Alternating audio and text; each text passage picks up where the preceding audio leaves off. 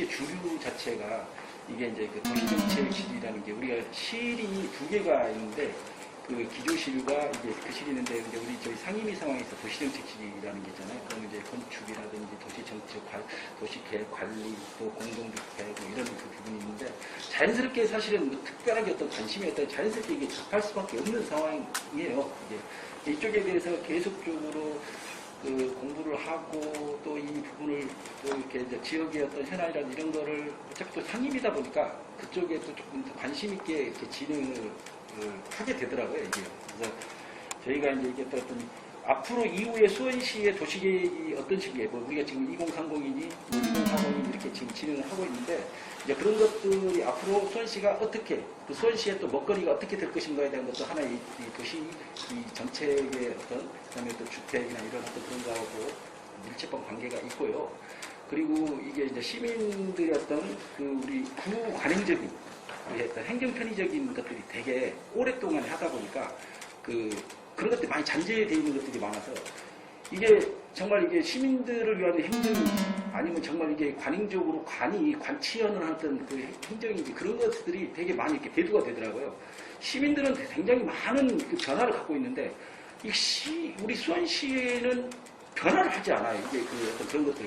그래서 이제 그런 것들 이게 조금 이 주민 편의적인 어떤 상황 자체로 흘러갔으면 좋겠다. 이게 그 행정 편의가 아니라 이런 것들을 하다가 보니까 이게 굉장히 우리 조례라든지 기타 이 주택에 우리가 그 상황에서 그 시민의 어떤 재산권이나 이런 것들에 대한 거는 좀 민감 사안이잖아요. 이게 사실 우리 시행령 자체가 조금 더 어떤 그 시민을 위한 그 행정이 됐으면 좋겠다라고 하다 보니까 이런 부분이 많이 부딪히게 됐어요. 그래서 이제 조례를 하고 오분과를 하고 막 이런 것들은 그런 부분이거든요. 우리가 조금 이제 시민 쪽으로 다가가서 하자.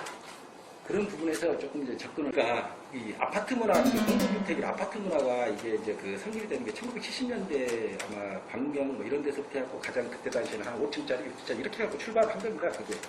근데 사실 이게 문제가 저는 이제 공동주택에 대한 문제는 뭐냐면은 짓는 건 엄청나게 지어왔어요.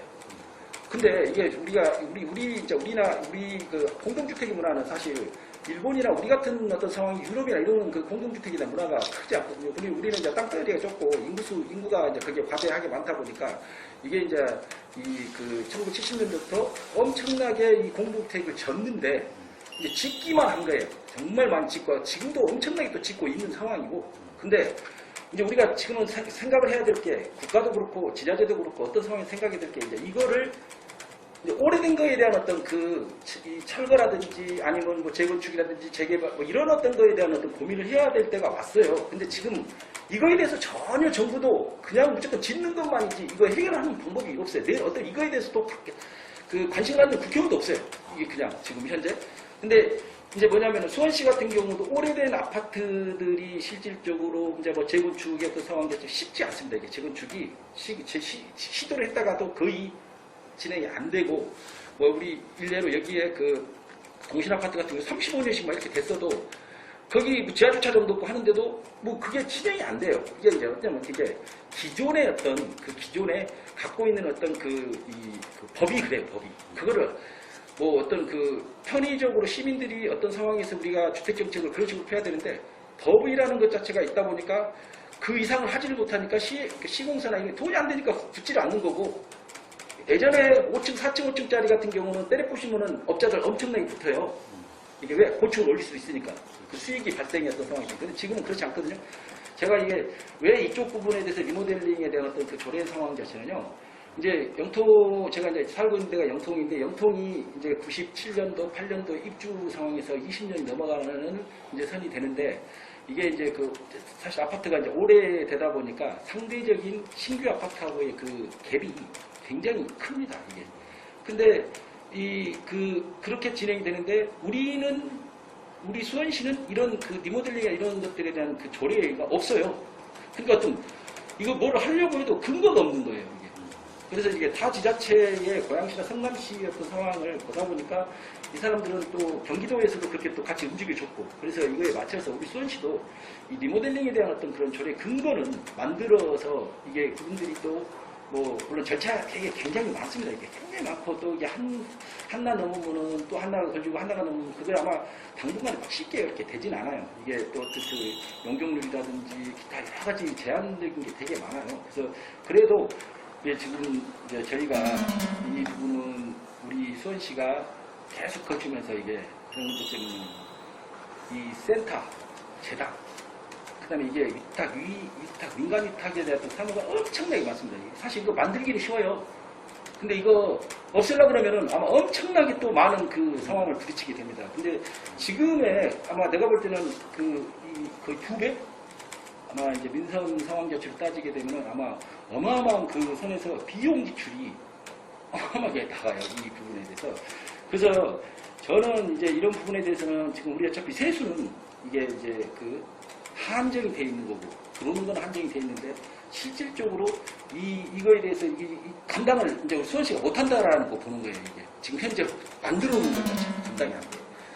그러다 보니까 지금 부채 비율 상황에서 우리가 지금 4천억 가까이의 부채를 지금 수원시가 안고 있는 어떤 그런 부분이고 이런 부채 비율을 갖고 있다 보니까 우리 수원시의 재정 자립도라든지 이런 재정 자주도라든지 이런 부분 자체가 좀 심각하게 이제 그 발생이 되는 거거든요. 재정 자주도 같은 경우 31개 시군 중에서 수원시가 28이에요. 이거 심각한 거거든요. 사실 경기도에서 최고로 이게 이제 인구 밀집이나 모든 상황을 갖고 있으면서도 불구하고 재정 자주도 자체가 이게 28이라는 거는 정말 여기는 부채 비율이 자꾸 늘어나니까 이런 부분들이 이런 그 선이 생겨나는데 이런 부분에 대해서 조금 더 좀 중심적으로 더 이상 좀 부채에 대한 어떤 부분과 앞으로 우리가 한 6년, 7년 요 정도 되면 다음 차기에 누가 시장이 될지는 모르겠지만 그 시장님은 빚 갚는이라고 어떤 아마 시 행정하는데 어마어마하게 힘들 거라는 거예요. 연간 700억 좀 가용의 어떤 상황 자체가 내에서 700억, 800억을 빚을 갚으러 나간다라고 하게 되면은 정말 수원시 행정에 굉장한 어떤 긴축 재정을 할 수밖에 없는 상황이라고. 주민협의체 이게 원래 이제 이거를 저는 조금 이게 주민협의체 과연 뭐냐, 이게 뭐 하는 데냐 이게. 주민협의체의 역할이 뭐고 주민협의체가 이렇게 협의체 구성을 해가지고 하는 목적은 뭐고 이런 거에 대해서 고민을 조금 했었고요. 그래서 이 부분에 대해서 작년 행정사무감사 때 엄청나게 이제 그쪽에서 자행됐던 그 잘못된 어떤 것들을 잡아내고 그 다음에 또 횡령이라고 얘기하시기는 좀 그렇지만은 뭐 없는 것들을 만들어내고 지출을 하고 또 뭐 장학금이나 아니면 뭐 이런 것들에 대한 사업들이 저게 다 저 자료거든요. 저기 있는 것들이 다 저 자료예요. 근데 저거를 다 4년치를 제가 다 이렇게 보면서 정말 까무라칠 정도로 놀랐어요. 저게 얼마나 저게 방만하고 어떤 상황이고 자기 주민주민 협의체의 역할이 뭔지도 모르면서 주민주민 협의체 위원을 하는 그 다음에 거기에 들어가면 어떤 권력을 갖는 이런 것에 대해서 정말 문제가 있다.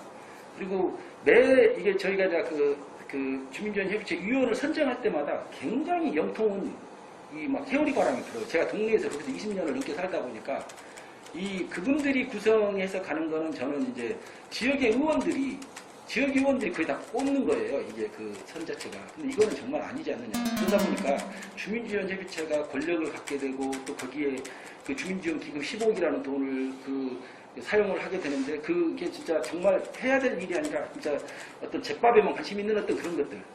그 돈에만 관심 있는 거예요. 주민지원협의체가 거기에서 실질적으로 그 자원회수시설 운영되는 거에 대해서 감시를 하고, 그 다음에 쓰레기를 줄일 수 있는 방법에, 그 다음에 또 거기에 감시원이라고 있어요. 그 감시원을 관리를 하면서 성상에 대한 문제가 있는 거는 진짜 반입정지시고 그걸 수시대들 상시적으로 운영이 돼야 되는 거예요. 근데 한 2번, 3번? 그것도 잠깐, 흉내만 내는 그런 식의 역할. 그러고 나서 맨날 이권적인, 표현이 그렇지만은 그 15억을 쓰는 데에만 어떻게 하면 이걸 쓸까에 대한 어떤 그런 것이 주민지원 협의체가 아니거든요. 그래서 저는 이제 이걸 어떻게 하면은 좀 더 이걸 투명하게 이 주민지원 협의체의 위원들을 구성을 할까. 그러면 이제 한 사람이 또 해요. 또 쉬었다가 또 나와. 그러니까 그 몇 사람이서 계속 돌아가면서 그거를 하다 보니까 이게 좀 문제가, 그러면은 이 사람들을 조금 더 투명하게 조금 선정을 하는 방법이 없을까라는 생각을 해서 이게 이제 선정위원회를 만들어서 이제 변호사든 법무사든 그 사람들이 올라오면 우리가 정량적이든 정률적이든 어떤 그 시행 규칙을 만들어서 그 사람들과 실질적으로 선정위원회가 이제 10명이 구성이 되는데 그 10명이 면접을 보면서 그 점수 배점에서 조금 더 정말 여기에서 봉사를 하고 자기 지역을 위해서 이렇게 할 수 있는 분들이 나는 뽑혔으면 좋겠다. 그래서 이게 어떤 그 지역의 어떤 의원이나 아니면 기타 어떤 누구의 부탁을 가지고서 그냥 들어오는 어떤 그런 들어와서 위원으로서 역할을 하는 게 아니라 정말 조금 그 사명감도 좀 있는 분들이 들어와서 정말 그 수원시와 필요할 때는 싸울 수도 있고 여러 가지 그런 거 그냥 수원시와 한 페이지 갖고 가는 게 아니거든요, 이게. 근데 거기는 거기가 지금까지 그렇게 해왔고 이게 행방탄이 뭐 이런 거에 대한 것보다도 이게 의원의 어떤 그 본연의 일을 그렇게 본연의 일을 뭐 의정활동에 대한 어떤 상황과 여러 가지 그 자료를 통해서 또 현장을 가서 그 부분을 되게 하잖아요, 이렇게 가서. 그러면은 거기 내부적으로 문제를 파악을 하고 거기하고 계속 접촉을 하다 보면은 이게 여러 가지가 만들어져요. 그러다 보면은 이제 제가 이게 1년을 쫓아가지고 1년을 쫓아가지고 그거를 연간 80억이라는 그 대업체 수수료를 깠어요. 그때는 시장님이 엄청 저 칭찬 많이 해줬습니다. 아, 이게 이런 의원이 없다라고 했는데 나중에 소각장 때문에 조금 제가 미국을 받았는데 이거를 그냥 근데 그때만 하더라도 이제 뭐 의원들 앞에서 저런 좀 반하는 어떤 상황이고 저는 이제 생각은 정당을 떠나서 민당이 어차피 시장님이고 어떤 상황에서 이건 정당의 문제가 아니다. 이거는 이후에 앞으로 수원시의 쓰레기 정책적인 상황 자체를 좀 거시적으로 조금 봐야 될 부분이 있다라는 거거든요. 지금 당장에 대보수를 진행을 해가지고 이거 해결도 못하는데 지금 이게 20년 동안을 지금 거기서 그렇게 지금 지역 주민들이 살아왔는데 지금 또 앞으로 20년을 그렇게 또 살아라고 그 선자체를 그러면 수원시가 그동안에 소각장 이전이나 이런 폐쇄에 대한 상황 이전을 하고 다른 데다 설치를 하려고 했던 어떤 노력의 근거가 하나도 없어요. 무조건 폐축법에 의해서 이런 게 있어요. 폐축법에 의해서 지금 담수지구도 도시계획을 하게 되면 100톤이 들어가게끔 도시계획을 해요. 호메식도 100톤이 들어갈 때 있고 광교도 200톤 들어갈 때 있고 그거 다 안 했잖아요. 그리고 다 영통에다 다 쏟아부었잖아요. 그래놓고 나서 무조건 여기를 다시 또 대보수해갖고 쓰겠다라고 하는 거는 명분 자체도 없고 우리 수원시의 환경수로서 환경시장으로서도 그렇게 하면 안 되는 거예요. 그래서 저는 이제 그런 부분에 대해서 자꾸 시장님하고 부딪히는 부분인데 저도 힘들어 죽겠어요. 그런 부분에 대해서. 시장님하고 감히 붙을 수가 있나요, 그게? 근데 너무 무대책이에요. 그냥 무조건 대보수로 한다라고 하는데 대안을 몇 가지를 제안도 하고 막 해봤는데 그냥 무조건 대보수로 다 정해놓고 하니까 이게 어떤 것에 대해서 맨날 궁색한 어떤 내용밖에 안 나오는 거예요. 왜? 거기다 맞춰놓고 모든 걸 진행을 하는 게 민간 거버넌스 상황결제 조직 좀 구성해가지고 시장님한테 시장직 할 때도 그거를 코로나19로 그럴 때보다도 우리 힘겨운 시기를 보내고 있는 우리 수원 시민 여러분께 위로와 격려의 말씀을 드립니다. 시민 생활의 안정에 역점을 두고 이렇게 정책을 펼쳐 나갈 것이며 시민들이 직접적으로 지원할 수 있는 분야가 더욱더 확대되기를 기대하고요. 언제나 수원 시민들의 말씀을 경청하고 또 목소리를 대변하면서 말보다 좀 행동이 빠른 시의원, 그다음에 또 시민의 뜻이 최우선되는 그런 시의원으로서 약속을 드리면서 의정활동을 통해서 시민 여러분께 보답하겠습니다. 시민께서 잠시 빌려주신 권한을 올바르게 사용하겠다는 제 자신과의 약속을 지켜나가기 위해 항상 겸손한 자세로 시민을 위한 실질적인 입법과 제안에 노력하겠으며 항상 그 초심을 잃지 않고 열심히 하겠습니다. 수원시 의회에 대한 많은 관심과 성원을 당부드립니다. 감사합니다.